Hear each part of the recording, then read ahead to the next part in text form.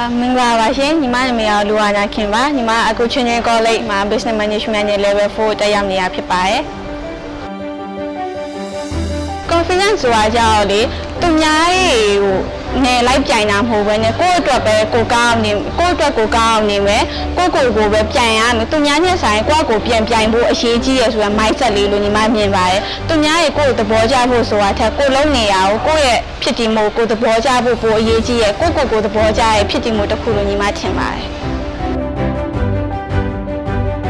confidence ဆိုတာ gift တစ်ခုမဟုတ် skill တစ်ခုဖြစ်တဲ့အတွက်အချိန်နဲ့အမျှ skill တစ်ခုကိုပြိုးထောင်လို့ရတယ်လုံယူလို့ရတယ် skill တစ်ခုဒါပေမဲ့တစ်ခုသတိပေးချင်တာ confidence ကိုပြိုးထောင်တဲ့နေရာမှာဒီ physical ဘိုင်းပေါ့နော်ရေရှည်မခံတဲ့ physical ဘိုင်းကိုအမိပြုတ်ပြီး confidence ကိုskill တစ်ခုအနေနဲ့မပြိုးထောင်ခြင်းဘာလို့လဲဆိုတော့အဲ့အရာဝတ္ထုတွေမရှိတဲ့ခါကျကိုယ့်ရဲ့ confidence နဲ့ရှိရမှာမဟုတ်ဘူးအဲ့တော့ confidence ကိုစပြီးတော့တည်ထောင်တော့မယ်ပြုစုတော့မယ်ပြိုးထောင်တော့မယ်ဆိုလို့ရှိရင်ကိုယ့်ရဲ့ဒီ mindset ဘိုင်းကနေစပြီးတော့ညီမပြိုးထောင်ခြင်းနဲ့အဓိက mindset လို့ညီမမြင်တယ်အခုကညီမအကြောင်းစာအပြင်အားလက်ချိန်တွေမှာ Facebook မှာ Rainbow Access ဆိုတဲ့ page အနေနဲ့ live coach လေး page လေးတစ်ခုလုပ်ထားရပေါ့နော်အဲ့ဒီ page မှာဆိုရင်လူငယ်တွေအတွက်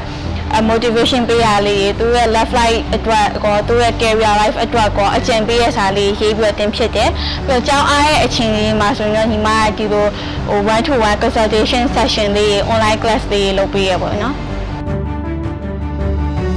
ပေါ်လာမှညီမ depression ဝင်တယ် depression ဝင်တော့အဲ့တော့အိမ်နဲ့လည်းခွဲနေရဖြစ်တဲ့အတွက်ညီမမှာအဲ့လိုရှင်ဖွင့်စရာလို့မရှိဘူးတငယ်ချင်းတွေအကုန်လုံးကလည်း10ရက်ဆိုတော့စာရင်းနဲ့အလုံးရှုံနေကြတော့လည်းရင်ဖွင့်လို့အဆင်မပြေဘူးအဲ့တော့ညီမကဘာလုပ်လဲဆိုရင်စာအုပ်လေးတစ်အုပ်ထဲမှာတစ်မျက်နှာမှာကိုပြောချင်တဲ့စိတ်ညစ်တဲ့အကြောင်းအရာခြာရေးရယ်နောက်ထပ်တစ်မျက်နှာမှာကျတော့ကိုအားပေးတဲ့စကားလေးကိုပြန်ရေးရယ်ပေါ့နော်အဲ့လိုစာအုပ်လေးမှတ်စုစာအုပ်လေးတစ်အုပ်ထားထားအဲ့တော့ဆန်ရမ်းပြီးတော့ညီမအဆောင်နဲ့အိမ်ပြန်လာတဲ့အခါမှာအိုက်စာအုပ်လေးကိုညီမပြန်တွေးတော့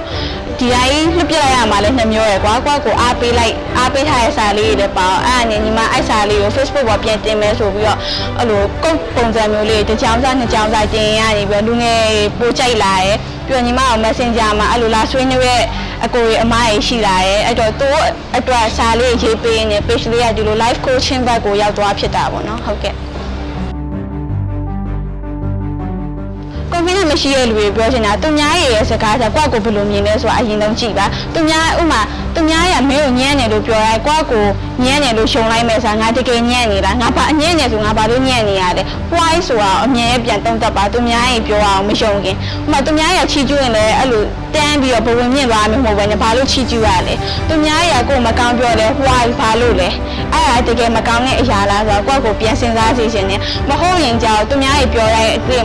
သူများရမကောင်းပြောရငါမကောင်းဆိုပြီး depression တွေဝင်ပြီး confidence ဆိုတာဖြစ်လာမှာမဟုတ်ဘူး